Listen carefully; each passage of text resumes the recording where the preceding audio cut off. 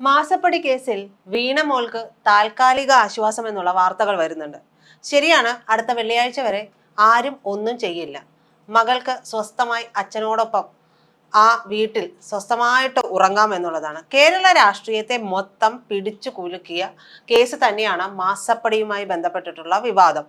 ഈ കേസിൽ ഇ അന്വേഷണം നടത്തുമ്പോൾ കെ രാഗേഷ് ജില്ലാ സെക്രട്ടറിയാണ്, കണ്ണൂർ ജില്ലാ സെക്രട്ടറിയാണ്. കെ രാഗേഷിനെയൊക്കെ സ്റ്റേറ്റ്മെന്റ് കേട്ട് കഴിഞ്ഞിട്ടുണ്ടെങ്കിൽ തോന്നും, അയ്യോ പച്ച പാവം, വെള്ളം വരെ ചവച്ചു കുടിക്കുന്ന ഒരു പെൺകുട്ടി, അതിന് ഇത്തരത്തിലൊക്കെ ദ്രോഹിക്കാമോ എന്നുള്ളത്. AKG സെന്ററിന്റെ പേര് താൻ തുടങ്ങുന്ന സ്ഥാപനത്തിന് അഡ്രസ്സായിട്ട് വെക്കാനുള്ള ബുദ്ധിയൊക്കെയുള്ള CMRL എന്ന് പറയുന്ന സ്ഥാപനത്തിൽ നിന്ന് വഴിവിട്ട രീതിയിലൊക്കെ ഫണ്ട് വാങ്ങിക്കാനൊക്കെ ബുദ്ധിയുള്ള, അത് അച്ഛൻ ഒരു പക്ഷെ ഉപദേശിച്ചു കൊടുത്തതായിരിക്കാം, അല്ലെങ്കിൽ അച്ഛൻ മകൾക്ക് ഉപദേശിച്ചു കൊടുത്തതായിരിക്കാം. എന്ത് തന്നെ ആയാലും ഇതെല്ലാം ഈ കേരളത്തിന് മാനക്കേട് ഉണ്ടാക്കുന്ന തരത്തിലുള്ള ഒരു ഏർപ്പാടായി പോയി എന്നുള്ളതാണ്. അപ്പോൾ ഈ പറയുന്ന കേസിൽ ED അന്വേഷണം വരുമ്പോൾ കെ രാഗേഷ് ഒക്കെ പറയുന്നത് പോലെ സതീശന് ഇതിലൊന്നും ചെയ്യാൻ കഴിയില്ലേ എന്നുള്ള ചോദ്യമുണ്ട്. ഒന്നും ചെയ്യാൻ കഴിയില്ല. കാരണം ED ആണ്, കേന്ദ്രത്തിന്റെ നേരിട്ടുള്ള അന്വേഷണ ഏജൻസിയാണ്. അവർ വന്നിറങ്ങുന്നു, അവർക്ക് കൃത്യമായ രേഖകൾ കിട്ടിയാൽ മാത്രമാണ് ED പോലുള്ള ഏജൻസികൾ നടപടികളിലേക്ക് പോവുക. അല്ലാതെ എനിക്കൊരു സംശയം തോന്നുന്നു, പോരെ അന്വേഷണമാണ്, ചോദ്യം ചെയ്യട്ടെ എന്ന് പറഞ്ഞുകൊണ്ട് ഒരിക്കലും ED പോലുള്ള ഒരു ഏജൻസി വരില്ല. EDക്ക് കൃത്യമായ തക്കതായിട്ടുള്ള തെളിവുകൾ കിട്ടുമ്പോഴാണ് വരുന്നത്. മകളെ ചോദ്യം ചെയ്തോ ഇല്ലയോ എന്നൊക്കെ ചോദിക്കുമ്പോൾ പിണറായി വിജയൻ സഖാവിന് കാര്യമായിട്ടൊന്നും പറയാൻ കഴിയുന്നില്ല. ചക്ക എന്ന് പറയുമ്പോൾ മാങ്ങ എന്ന് പറഞ്ഞുകൊണ്ട് അദ്ദേഹം അതിൽ നിന്ന് ഒഴിവായി പോകുന്നുണ്ട്. പക്ഷേ അദ്ദേഹം നിയമസഭയിൽ പറയുന്നുണ്ട്, മോദിക്ക് ട്രംപിനെ കണ്ട പേടിയാണ്. മോദിക്ക് ട്രംപിനെ കണ്ടാൽ പേടിയാണ് എന്ന് പറഞ്ഞ് ഇദ്ദേഹം പ്രസംഗിച്ചു തുടങ്ങിയത് മാത്രമേ ഓർമ്മയുള്ളൂ. BJPയുടെ BB ഗോപകുമാർ MLA മറുപടിയും കൊടുത്തു. EDയെ കണ്ടാൽ പേടിക്കുന്ന പിണറായിയാണ് മോദി ട്രംപിനെ കണ്ടാൽ പേടിക്കുമെന്നുള്ള പരാമർശവും പറഞ്ഞിരിക്കുന്നത്. എന്തൊരവസ്ഥയാണെന്ന് നോക്കണം. അപ്പോ ഇനിയിപ്പോ നിയമസഭയിലും രക്ഷയില്ലാത്ത അവസ്ഥയാണ്. കോൺഗ്രസിനെ മാത്രം പ്രതിരോധിച്ചാൽ പോരാ. കോൺഗ്രസ് ആണെങ്കിൽ ഇവിടം വിട്ടു കഴിഞ്ഞിട്ടുണ്ടെങ്കിൽ നമ്മൾ ബായി ആയതുകൊണ്ട് ഇവിടെ എനിക്ക് ഇത്തിരി ആശ്വാസം തരണം എന്നൊക്കെ പറഞ്ഞാൽ ഒരുപക്ഷെ PD സതീശൻ മുഖ്യമന്ത്രി കുറച്ച് ഇളവൊക്കെ കൊടുക്കാനുള്ള സാധ്യതയുണ്ട്. പക്ഷേ 3 MLA ഇപ്പുറത്തിരിക്കുന്നത് അങ്ങനെയല്ല. അവർ കൃത്യമായിട്ട് മറുപടി കൊടുക്കാൻ വേണ്ടി തന്നെ വന്നിട്ടുള്ളതാണ്. എന്തായാലും വീണ മോള് സ്വസ്ഥമായി ഉറങ്ങുമോ ഇല്ലയോ എന്നുള്ളതാണ് ഏറ്റവും വലിയ ചോദ്യം. വീണ മോളെ സംബന്ധിച്ചിട്ടുള്ള കാര്യങ്ങളിൽ അച്ഛൻ സഖാവ് എടുക്കുന്ന തീരുമാനവും പ്രധാനപ്പെട്ടത് തന്നെയാണ്. ഈ കൊച്ചിയിൽ ചേർന്നിട്ടുള്ള EDയുടെ ഉന്നതതല യോഗത്തിൽ മറ്റൊരു നിർണായകമായിട്ടുള്ള കാര്യം കൂടി വന്നിട്ടുള്ളത് എന്ന് പറഞ്ഞു കഴിഞ്ഞിട്ടുണ്ടെങ്കിൽ, അടുത്ത വെള്ളിയാഴ്ച വരെ എൻഫോഴ്സ്മെന്റ് ഡയറക്ടറേറ്റ് EDക്ക് സമൻസ് അയക്കില്ല വീണയ്ക്ക് എന്നുള്ളതാണ് പറഞ്ഞിരിക്കുന്നത്. ഈ അന്വേഷണം ED അന്വേഷണത്തിന് സ്റ്റേ ആവശ്യപ്പെട്ടുകൊണ്ട് കരിമണൽ കമ്പനിയായിട്ടുള്ള CMRL നൽകിയിട്ടുള്ള ഹർജി ഹൈക്കോടതി വെള്ളിയാഴ്ച വിധി പറയാനിരിക്കെയാണ് തിടുക്കപ്പെട്ട് ഇനിയിപ്പോൾ സമൻസ് ഒന്നും അയക്കണ്ട, എന്തായാലും ഹർജി വരട്ടെ എന്നിട്ട് നമുക്ക് നോക്കാം എന്നുള്ള തരത്തിൽ EDയുടെ തീരുമാനവും വന്നിരിക്കുന്നത്. അതൊരു തന്ത്രപരമായിട്ടുള്ള തീരുമാനമാണ്. ഇതിനുശേഷം ഹൈക്കോടതിയുടെ വിധി അനുസരിച്ച് നീങ്ങുന്ന EDക്ക് കൃത്യമായിട്ടുള്ള ധാരണകൾ ഉണ്ടാവും. അപ്പോൾ കേട്ടുകേൾവി ഇല്ലാത്ത രീതിയിൽ ഈ വെള്ളിയാഴ്ച ഹർജിയിൽ വിധി വരുന്നത് വരെ അറസ്റ്റിലേക്കോ നടപടികളിലേക്കോ ഒന്നും കടക്കരുത് എന്നുള്ളത് ഹൈക്കോടതി കഴിഞ്ഞ ദിവസം നിർദ്ദേശിക്കുകയും ചെയ്തിരുന്നു. എന്നാൽ കോടതി നൽകിയിട്ടുള്ള ഈ താൽക്കാലിക ആനുകൂല്യം ഹർജിക്കാരായിട്ടുള്ള CMRLന് മാത്രമായിരുന്നു ബാധകം എന്നുള്ളത്. അതിൽ വീണമോൾ വിട്ടിട്ടില്ല. CMRL തന്റെ വഴി നോക്കി പോകുന്നു എന്നുള്ളതാണ്.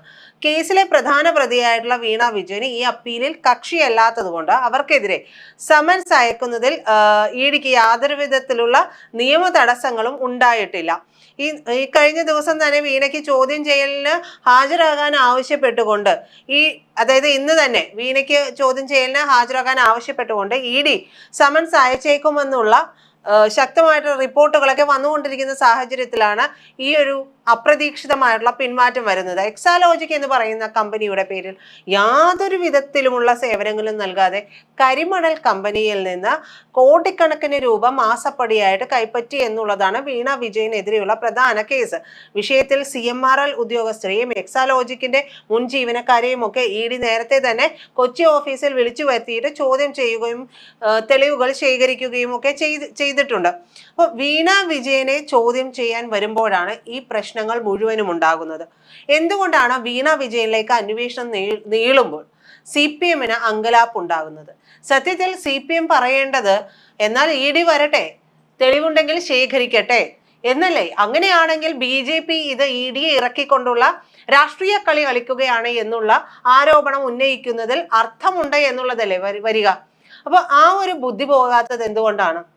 അങ്ങനെയല്ലേ ചിന്തിക്കേണ്ടത്? മുതിർന്ന നേതാവാണ്, ഏറ്റവും മുതിർന്ന സമുന്നതനായിട്ടുള്ള നേതാവ് കൂടിയാണ് നമ്മുടെ പ്രതിപക്ഷ നേതാവായിട്ടുള്ള പിണറായി വിജയൻ. അദ്ദേഹം കണ്ട കളിയൊക്കെ എത്ര കണ്ടിരിക്കുന്നു എന്നുള്ളതാണ്. അങ്ങനെ എത്രയോ കളികൾ കണ്ടിട്ടുള്ള ലാവ്ലിൻ പോലുള്ള കേസുകളെയൊക്കെ ഇതുവരെയും മാറി നിന്ന് പോയ ചരിത്രമൊക്കെ നമുക്കറിയാം. ഏതാണ്ട് 36-40 തവണ ആ കേസ് മാറ്റിവെക്കുന്ന സാഹചര്യം ഉണ്ടായി. അപ്പോൾ അത്തരത്തിലുള്ള കളികളൊക്കെ നടത്തി, വൻ കളികൾ നടത്തിയിട്ടുള്ള ഒരു അച്ഛൻ്റെ മകൾക്കെതിരെയുള്ള കേസ് വരുമ്പോൾ അച്ഛനും മകൾക്കും മുട്ടിടിക്കുന്നു. കൂടാതെ മുട്ടിടിപ്പിക്കുകയാണ് CPM-ന്റെ അനുഭാവികളുടെ അണികളുടെയൊക്കെ.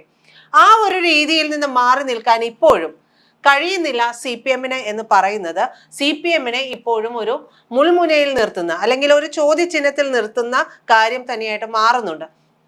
തനിക്ക് വേണ്ടി ആരും ഇറങ്ങണ്ട എന്ന് പറയാനുള്ള ഉത്തരവാദിത്ത ബോധം നമുക്കറിയാം. കോടിയേരി ബാലകൃഷ്ണൻ ഇതൊന്നും ആയിരുന്നില്ല കേസ്. എന്നിരുന്നാൽ പോലും അദ്ദേഹത്തിന്റെ മക്കൾക്ക് എതിരായിട്ടുള്ള കേസ് വരുമ്പോൾ അദ്ദേഹം അതിന്റെ വഴിയെ നടക്കട്ടെ, ഞാൻ ഇടപെടില്ല എന്നുള്ളതായിരുന്നു പറഞ്ഞത്. എത്ര ആർജവത്തോടു കൂടിയാണ് അദ്ദേഹം അത് പറഞ്ഞത്.